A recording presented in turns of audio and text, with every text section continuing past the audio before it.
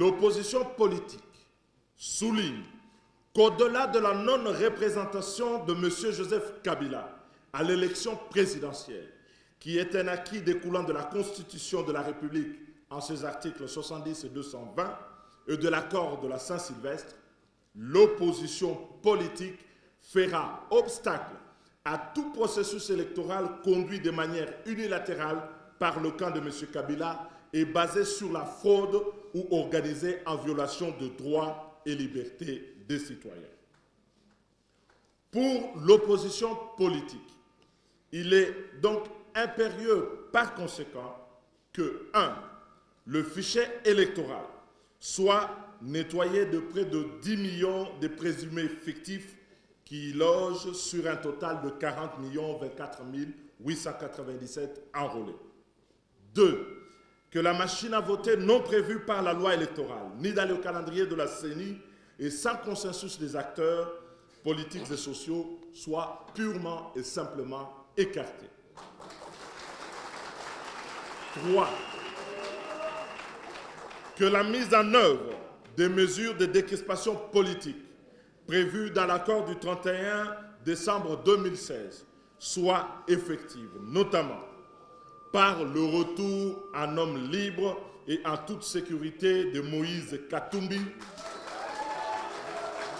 de Antipas Mboussa Nyamwisi, de Floribert Anzoulouni, ainsi que par la libération des prisonniers et détenus politiques dont Jean-Claude Mouyambo, Franck Diongo et Diomindongala, ainsi que tous les militants des mouvements citoyens Filimbi et Lucha. 4.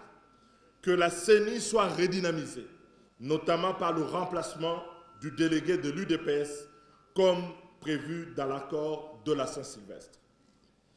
Par ailleurs, l'opposition relève qu'ayant perdu toute légitimité pour engager la nation congolaise, Joseph Kabila est désormais le mal congolais. Il est l'obstacle majeur à l'alternance démocratique en République démocratique du Congo et constitue le principal facteur d'instabilité dans la région des Grands Lacs. C'est pourquoi l'opposition politique dénonce les actes posés par M. Joseph Kabila depuis l'expiration de son mandat pour se maintenir au pouvoir, actes qui impactent sans doute et de manière négative le fonctionnement régulier de la République et compromettent son avenir. 2. Met en garde toute velléité de conclure avec Joseph Kabila et son gouvernement tous illégitimes des accords, des contrats ou conventions généralement quelconques portant notamment sur les finances publiques, le patrimoine de l'État et les ressources naturelles de la République démocratique du Congo et touchant aux intérêts vitaux de la nation congolaise. 3. L'opposition appelle le peuple congolais à mettre fin à la passion criminelle de Joseph Kabila pour le Congo qui précipite le pays vers le chaos et à faire obstacle par tout moyen, y compris le recours à l'article 64, à toute velléité de se maintenir au pouvoir en violation de la Constitution et d'instaurer une nouvelle dictature dans notre pays.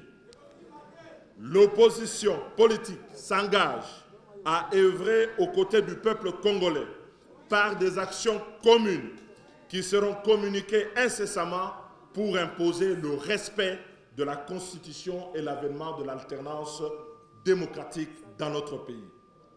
L'opposition politique salue les efforts de l'Union africaine, des organisations sous-régionales africaines, de la SADC, de la CIGL, de l'Union européenne et des Nations unies qui œuvrent toutes de concert pour la stabilité de la République démocratique du Congo.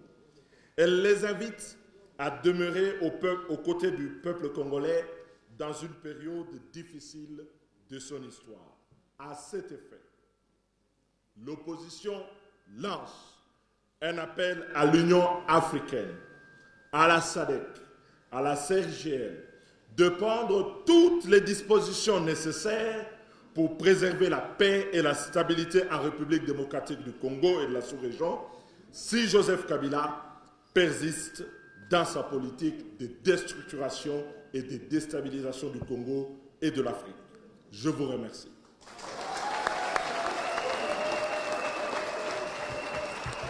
Je vois déjà que c'est une route déjà que nous avons déjà tracée. Je crois que tous ceux qui nous ont vus et tous ceux qui ont lu peuvent déjà comprendre que nous sommes sur ce chemin-là.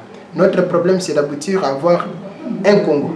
Le Congo, c'est le seul parti politique que nous avons pour nous, l'opposition. Et la carte de l'électeur que nous avons, c'est le billet qui peut nous permettre d'adhérer à ces partis politiques qui est le Congo. Pour nous, le Congo reste toujours l'intérêt. Nous avons toujours dit, au-delà de nos divergences, seul le Congo peut pas primer. Voilà pourquoi nous l'avons prouvé aujourd'hui. On était ensemble. Vous avez trouvé les partis de gauche et de droite. On s'est retrouvés à l'intérieur.